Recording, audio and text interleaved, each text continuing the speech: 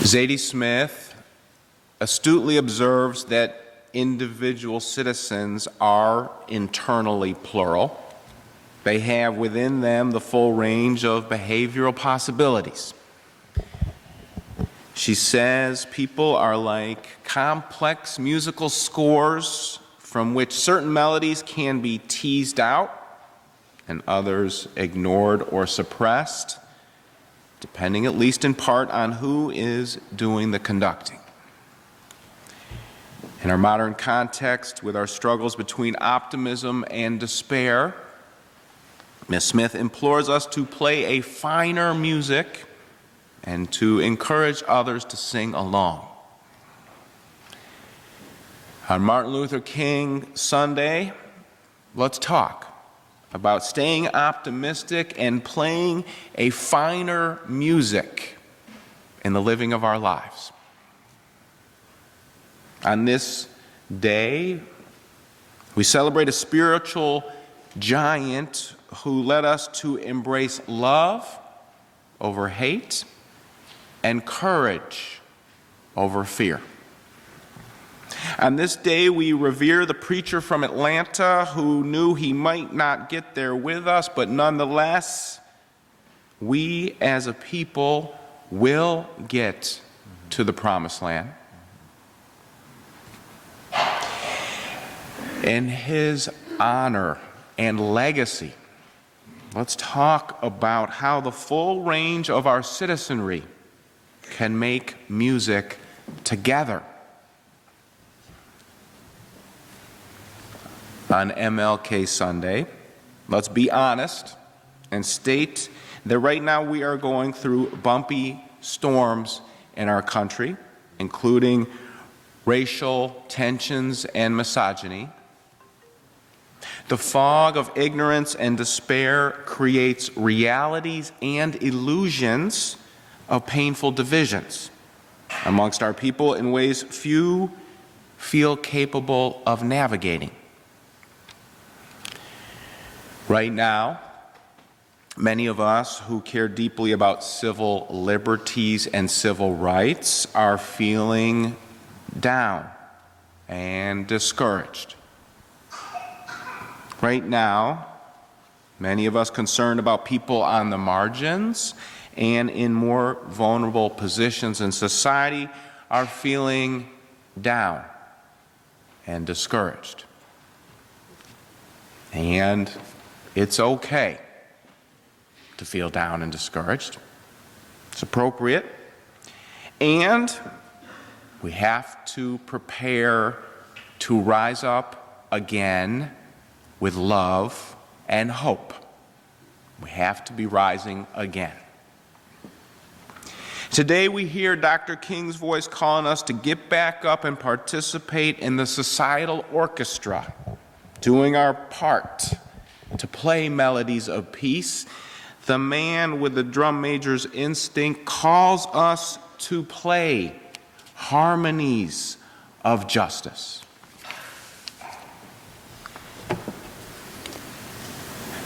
Playing music together, we have opportunities to learn from our mistakes. Is that true, choir?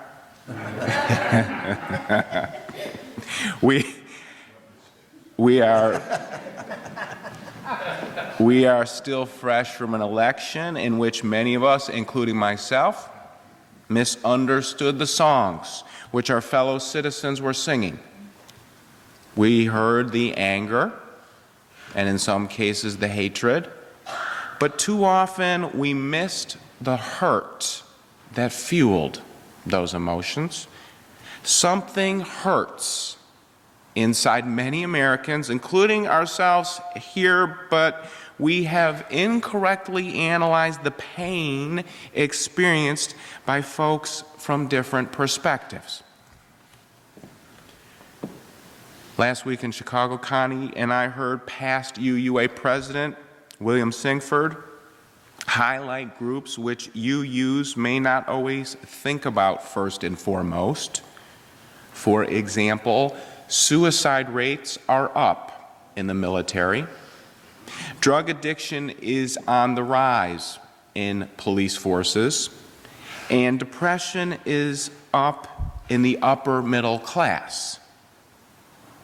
People are hurting, and that pain flows into the songs they sing. In order to better listen to each other, we have to maintain spaces where people have essential freedoms to express their true selves. This is not only an American challenge, this is a global challenge. German Chancellor Angela Merkel has worked for years to secure civil liberties and healthy, inclusive economies. Currently, Chancellor Merkel is under intense political pressure, including pushback for having allowed 890,000 asylum seekers into Germany last year. In that context, Ms. Merkel is making what I see as a mistake in leadership.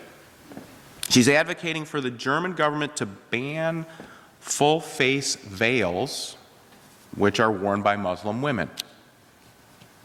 Explaining her position last month, Ms. Merkel said of Germany, "With interpersonal communication, we show our face. This is why the full facial veil is inappropriate and should be banned where it is legally possible. It does not belong in our country."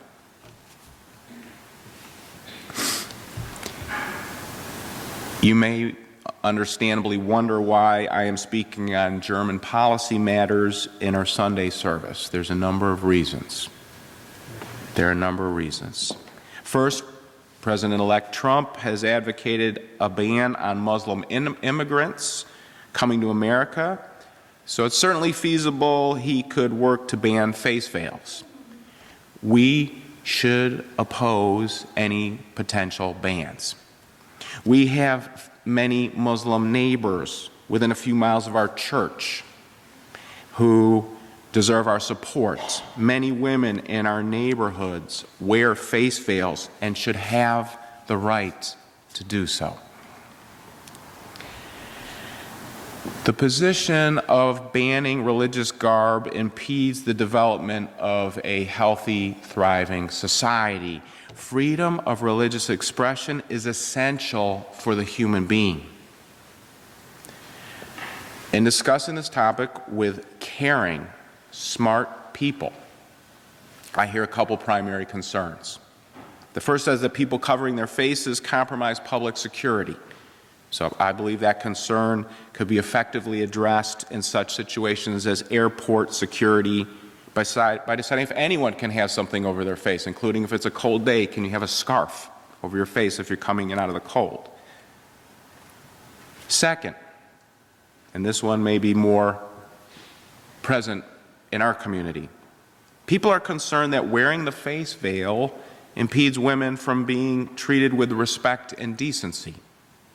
Many people, including myself, have concerns that some Muslim traditions lead women to second-class citizenship and related neglect or abuse. Whatever one's opinions on these matters, we must allow Muslim people to resolve these questions on their own accord. Solidifying this point, various articulate Muslim women say the face veil actually empowers them. They say that the face veil protects them from being sexually objectified and empowers them to be a fully functioning adult in society. And of course, there are limits to religious freedom. If one religious group declares their holy text instructs them to beat women, that would be unacceptable. That would violate international human rights. But I don't think the face veil is in anywhere near that category. Our faith teaches the freedom of the soul plays an essential role in charting the best course for humanity. Speaking truth to power in public, Dr. King cherished not living in totalitarian societies like China or Russia, and the last speech of his life, the night before his murder, King stood in Memphis with garbage workers who were prohibited by a court injunction from engaging in a protest march. That night, King said, "All we are saying to America is, be true to what you said on paper." Somewhere I read of the freedom of assembly. Somewhere I read of the freedom of speech. Somewhere I read of the freedom of the press. Somewhere I read that the greatness of America is the freedom to protest for rights. Just as I say we aren't going to let any dogs or hoses turn us around, we are not going to let any injunction against protesting turn us around.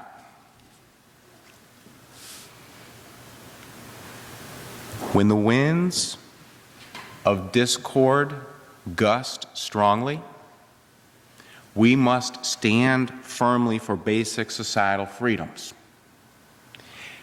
Thankfully, we can express any concerns we may have about President-elect Trump's proposed policies and cabinet appointments. This week, I spoke at a press conference at the National Constitution Center opposing the nomination of U.S. Senator Jeff Sessions for U.S. Attorney General. Senator Sessions has too often opposed civil and voting rights. He should not be the chief law enforcement officer of the United States. Next Sunday, many of us are getting on two bus loads, leaving the church, where we'll join hundreds of thousands of people coming in from around the country, probably from around the world, in Washington, where we will do public witness for justice. You cannot do these things in North Korea. You cannot. Probably not in Russia or China right now either. We have to protect our precious national commodities of freedom of speech and religion at all costs, and not just for folks who agree with us. Right here in our church community, it's been an interesting 4 or 6 months here. Over the last time, we've had a lot of freedom of expression. That's been important. In our Black Lives Matter panel in October, some leaders from the wider community spoke for an abolition of police and the Constitution, declaring both as inherently racist. On another day after worship, someone stood on the public sidewalk in front of the church talking against people who support LGBT rights and reproductive freedom. Wow. Even when we disagree with opinions, we must protect the freedom of religion and speech. Of course, you do not have to agree with my opinion on the veil, and you could say so publicly. And thank heavens we can all do that. Thank heavens. Right now, we must remember that we should not oppose something somebody says simply because he or she says it. I'm going to repeat that sentence. We should not oppose something somebody says simply because it is he or she who says it. That would be against the first principle of our faith. Many of us, I was on my last nerve so many times, highly frustrated with large numbers of people seem to oppose anything Barack Obama ever said simply because it came from him. Would have agreed with a million things if it came from somebody else. Mitch McConnell said it, it would have been great. Let's not do the same with Trump. We are better than that. Okay, I'm trying hard, people. Ask my wife. She's a witness. And I'm agreeing with things that Trump says when I agree. I agree when Trump says he'll fight to bring down ridiculous costs on certain contracts between the government and the U.S. military. I agree. I don't know how he's going to do it. That is what I'm waiting to hear. But I agree when Mr. Trump says he wants to encourage U.S. companies to sustain good jobs for people in the U.S. This is your pastor talking. If you protest everything Trump says, or anybody else for that matter, simply because he or she says it, you will lose credibility as a person, eventually. We're better than that. So we're going to have to help each other on that one. Important spiritual principles are worth practicing at the macro level as well as at the personal level. Dr. King always combined prophetic and pastoral. In our personal lives, this holds true. Life becomes empty and dry when you only make music with people who play the same songs you play. And this is not just religion and politics. Right now, we have to work hard to talk with people with whom we disagree. I encourage you to consider that a spiritual practice right now. My cousin Eric is an ex-Marine who lives in Indianapolis. Eric and I love each other massively, and we disagree about a lot of important stuff. And we talk about our thoughts and feelings. Sometimes the rest of the family has to clear out of the room we're in. And Eric's a big boy. But Eric and I, time and time again, learn from each other. We learn we're internally pluralistic. He's not just a red guy from Indianapolis and me a blue guy from Philly. We're nuanced and have a lot of different points, and we would lay down on the train tracks for each other, even though we disagree about a lot of stuff. These principles of allowing people to speak their minds and engage in their sacred practices, even when you disagree, hold value amongst our church, our families, our marriages. We already learned this in our marriages, right? Friendships, neighbors, co-workers, and on and on. Just like playing music, living life comes from feelings and thoughts. And we often do not get the best results by telling people what they have to play, let alone think or feel. In the coming months and years, I commit more than ever to keep talking about my best thoughts and feelings, articulate them the best I can, and I commit to listening to the thoughts and feelings of others. What about you? Thank goodness we can rise again for what we know to be good and true. Thank goodness we can play music and dance together freely. Blessings be. Amen.